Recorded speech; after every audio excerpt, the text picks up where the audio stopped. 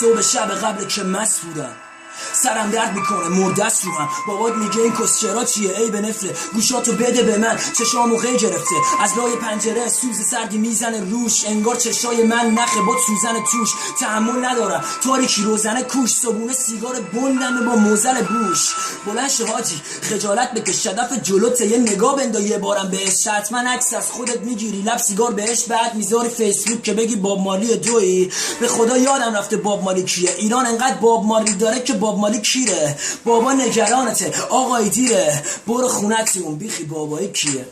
میزنی بیرون صبح تا شب تو پارکی ادعاد میشه عاشق رپ و تو پاکی همش سیگار و 4 تا تیکه به دخترا حتما تو محلتون بهت میگن فلو طلا آخرم فوش میدید به ماشینای مدل بالا چون تو املت بست بود اون چلو کباب افتخارت به دخترایی که کردی یا اون شکست عشقی که هیچ وقت نکردی ها چرا بریدی چرا حرف نمیزنی خفه خون گرفتی لار شدی پرت رو زمین از این عشقلشو گرفتتت خب 20 به بالایی عشقلشی قدیمی خوب نیستش بابایی بذار این مدای ایرانی ازت دور شن بخر یه توپ پلاستیکی با یه نوشمک 2 تا آجر سنگی بعد و بزن تو کوچه تو با مردمک و باهاتون ریبن با پورشه اختلاف طبقاتی همیشه بوده اونم خب مثل تو داره دماغ دهنو یه گردو میگی فرق داره نکنه دماغ دهن تو غیب بود میگی باباش پولداره من پر خچم چرا تو نباشی پولدار خب واسه بچت عاشق همه حریم شخصی‌ها هم هستم بقیه‌شم بمونه حاجی واسه بعدن ببخشید شعر رو حفظ نبودم واسه همین پایین نگاه کردم